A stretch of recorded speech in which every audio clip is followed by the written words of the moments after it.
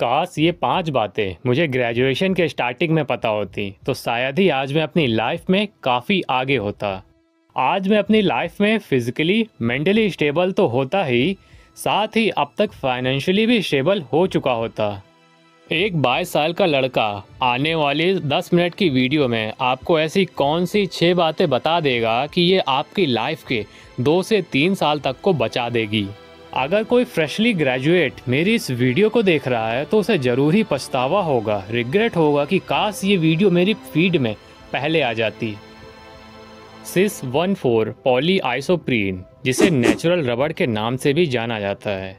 जब इस रबड़ को 2 साइड से पकड़ के खींचा जाता है तो ये रबड़ के अंदर टेंशन होती है, धीरे धीरे बढ़ने लगती है और यही टेंशन एक काइनेटिक एनर्जी को भी स्टोर करती जाती है। इस रबड़ की एक खास बात ये होती है कि ये अपने ओरिजिनल साइज से 7 से 8 गुना तक लंबी खींच सकती है।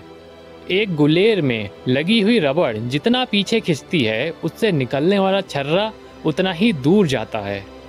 आज तुम्हारी परिस्थिति भी कुछ इसी गुलेर की तरह है जिसे बस एक दिशा की ज़रूरत है।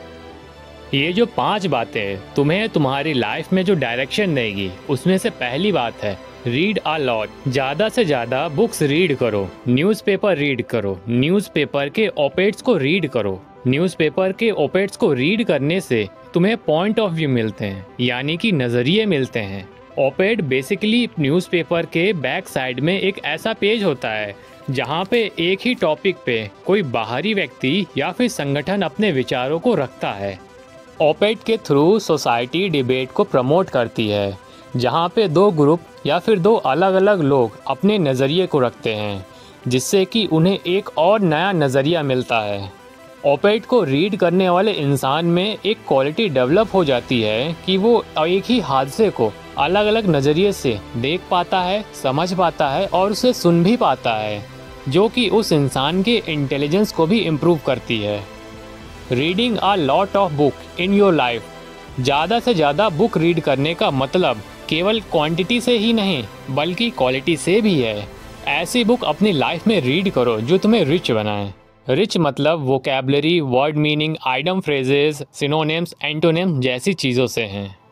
तुम्हारा माइंड जितना ही इन सभी चीज़ों से रिच रहेगा, तुम अपने बात को, अपने नज़रिए को आराम से, आसानी से और प्रभावी ढंग से सामने वाले के सामने रख सकते हो। एक स्टडी में ये देखा गया है, जो इंसान अपनी लाइफ में लंबे समय तक अलग अलग बुक्स रीड करता है उसमें कॉग्निटिव इंटेलिजेंस डेवलप हो जाती है। मतलब कि उसका विजुअलाइजेशन काफ़ी स्ट्रॉन्ग हो जाता है by the using of millions of synapse working together and making a contact. हमारे माइंड में जो न्यूरॉन्स होती हैं, जब एक न्यूरॉन दूसरे न्यूरॉन से कनेक्ट होती हैं, वो पॉइंट जहाँ पे ये दोनों आपस में फिजिकली टच होती हैं उस पार्ट को हम साइनेप्स कहते हैं। हम जितना ज़्यादा बात करते हैं, सोचते हैं, बुक पढ़ते हैं, रीड करते हैं, साइनेप्स उतनी ज़्यादा वर्किंग में आती हैं। अगर आप डेली 2 से 3 घंटे भी कुछ पढ़ते हैं तो आपके मिलियंस ऑफ साइनेप्स एक दूसरे को सिग्नल पास करते हैं और थाउजेंड्स ऑफ साइनेप्स नए जुड़ते हैं, जिससे कि आपकी रीडिंग मेमोरी पावर इंक्रीज होती है। Number 2, discipline. Discipline is a fundamental building block, खासकर आज के वक्त में। आज कोई भी इंसान किसी भी काम को शुरू तो कर लेता है लेकिन उसे ख़त्म ही नहीं कर पाता। कारण सेटिस्फैक्शन और प्लेजर नहीं मिलता उसे उस काम से। अपना फ़ोन आज उठाओ और उसे साइड में रखो, खुद पे चढ़ जाओ और बोलो अब मैं कहीं नहीं जाने वाला जब तक कि मैं 50 से 70 पेज बुक रीड ना कर लूँ और उसके नोट्स ना बना लूँ। मैं यहाँ से कहीं नहीं हिलने वाला जब तक कि मैं अपना पूरा काम ना कर लूँ। डिसिप्लिन सेल्फ रिस्ट्रेन को डेवलप करता है। Self restrain, what is self restrain? Self restrain एक एबिलिटी होती है, एक इंसान अपने इमोशन, एक्शन, इम्पल्स और डिसीजन को कंट्रोल कैसे करता है, स्पेशली ऐसे डिसीजन में जहाँ पे उसे ये बात एकदम अच्छे से पता होती है अगर ये डिसीजन उसके लिए गलत हुआ तो ये इसकी ज़िंदगी का सबसे बदतर मोमेंट होगा। जब तुम अपनी लाइफ में एक एरिया में सेल्फ रिस्ट्रेन करते हो तो ऐसा करने से तुम्हारी मसल्स मेमोरी डेवलप हो चुकी होती है और अब ये जो मसल मेमोरी है वो तुम्हारे हर एक फील्ड में डेवलप हो जाती है। जिस भी इंसान में डिसिप्लिन होता है उस इंसान में विल पावर ऑटोमेटिक ही होती है। Number 3, ability to develop deep work. जिस भी इंसान ने आज इस क्वालिटी को अपने अंदर डेवलप कर लिया वो किसी भी फील्ड में आसानी से मास्टरी हासिल कर सकता है। आज के टाइम में ऐसी क्वालिटी किसी इंसान में होना एकदम रेयर हो गई है। एक बार अगर तुमने अपनी लाइफ में ऐसी क्वालिटी को खुद में डेवलप कर लिया तो तुम जहाँ पे भी खड़े होगे 4 लोगों के बीच में तुम्हारा ऑरा दूर से ही दिख जाएगा लोगों को। नंबर 4, हेल्दी फिजिकल और मेंटल ट्रेनिंग। शरीर और मन अगर ये चीज़ किसी के पास है तो इस दुनिया में कोई भी ताकत नहीं कि वो उसे रोक सकती है। लेकिन अगर ये दोनों चीज़ किसी इंसान में नहीं है, ये कमज़ोर है, तो वो उस इंसान को छोटी सी भी चीज़ तोड़ के रख सकती है। पैसा लाइफ में बहुत ही ज़्यादा इम्पॉर्टेंट है लेकिन हेल्थ से ज़्यादा नहीं। पैसा अगर हाथ से निकल गया तो वो एक साथ वापस आ सकता है और धीरे धीरे भी वापस आ सकता है, लेकिन हेल्थ अगर हाथ से निकल गई तो वो धीरे धीरे ही वापस आती है। इसलिए अपनी फिजिकल और मेंटल हेल्थ पे ध्यान दो। अब ये ध्यान कैसे देना है, मुझे एडवाइस करो कि मेरी मेंटल हेल्थ सही नहीं है, मेरी फिजिकल हेल्थ सही नहीं है, तुम मुझे कैसे गाइड करोगे, और ये जो गाइडेंस है अब तुम अपने ऊपर एडवाइस करो। Number 5, building network.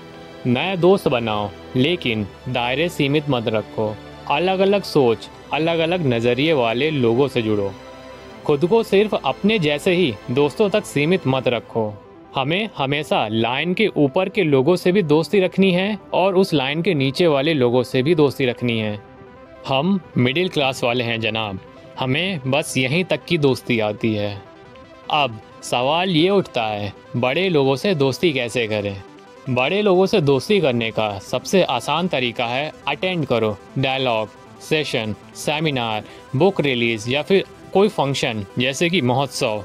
वहाँ पे जाओ और उनसे कहो, सर मैं एक स्टूडेंट हूँ और मुझे इस काम में इंटरेस्ट आ रहा है, मैं इसके बारे में जानना चाहता हूँ, क्या आप मुझे गाइडेंस दे सकते हैं, या फिर सर आप क्या मुझे किसी तरह का कोई एडवाइस देना चाहेंगे। ये तरीका सबसे आसान है और इफ़ेक्टिव है कोई भी मेंटोर को हायर करने का। वे बड़ा इंसान तुम्हें या तो काम दे सकता है या फिर नहीं दे सकता। अगर उस इंसान ने तुम्हें कोई काम दिया, टास्क दिया, उसे तुम पूरा करके देना 9 to 10x गुना। जिसके बाद जब तुम उस इंसान के पास दोबारा जाओगे तो वो इंसान तुम्हें तुरंत ही रख लेगा, क्योंकि बड़े लोग हमेशा ऐसे यंग्स बॉयज़ की तलाश में रहते हैं जो कुछ कर दिखाना चाहते हैं, जिन्हें लेगेसी की भूख हो, जो उस लेगेसी को बनाना चाहते हैं, मेंटेन करना चाहते हैं और उसे आगे बढ़ाना जानते हैं। जितने भी बड़े लोग हैं वो हमेशा इसी की तलाश में रहते हैं और आगे भी रहेंगे। Number 6, building network means relationship. एक नेटवर्क का सही मायनों में जो मतलब निकलता है वो होता है रिलेशनशिप बनाना। अलग अलग इकोसिस्टम में हर तरह के लोगों से बातचीत करना, घुलना मिलना। रिश्तों की अहमियत इस बात से तय होती है कि आपने उसमें कितना वक्त दिया, कितना भरोसा दिया और कितनी गहराई डाली। Networking is not just a phone number, it is support, stand, feeling and understanding. Networking का ये मतलब नहीं है कि आपके फ़ोन में बस उसका कॉन्टैक्ट है। नेटवर्किंग का सही मायनों में जो मतलब होता है कि उस इंसान को जब जब ज़रूरत पड़ी तब आप उसके साथ खड़े हैं, उसे सपोर्ट किया है, वो जब जब गिरा है आपने उसे उठाया है। नेटवर्किंग का सही मायनों में यही मतलब होता है। जिस किसी ने भी ये 6 बातें अपने जीवन में उतार ली उस इंसान का IQ तो बढ़ेगा ही, साथ ही EQ भी बढ़ेगा, क्योंकि उस इंसान ने कई कहानियाँ, उपन्यास, जीवनी और अनगिनत किताबें और लोगों के नज़रिए पढ़ रखे हैं। जो इतना सब कुछ जानता है तो उस इंसान का दिमाग पूरी तरह से खुल चुका होगा। अब वो जहाँ कहीं भी जाएगा, जिन भी लोगों के बीच बैठेगा और जहाँ कहीं भी खड़ा रहेगा, उसका ऑरा अलग ही दिखाई देगा। 1960 में एक एक्सपेरिमेंट कंडक्ट किया गया कुछ बच्चों पे, जिनके बाद उनके फ्यूचर में ये देखा गया कुछ बच्चे अपनी लाइफ में काफ़ी ज़्यादा सक्सेसफुल हो गए और वहीं पे कुछ ड्रग एडिक्टेड। आखिर वो ऐसा कौन सा एक्सपेरिमेंट था जो कि इन बच्चों पे किया गया? अगर आप इस वीडियो को देखना चाहते हैं तो यहाँ पे क्लिक कर सकते हैं। मैं उम्मीद करता हूँ कि ये वीडियो आपके लिए बहुत ज़्यादा हेल्पफुल होगी। इससे आपको कुछ सीखने समझने को मिला होगा। अब मिलेंगे किसी नए वीडियो में किसी नए टॉपिक के साथ। तब तक के लिए जय हिंद, वंदे मातरम।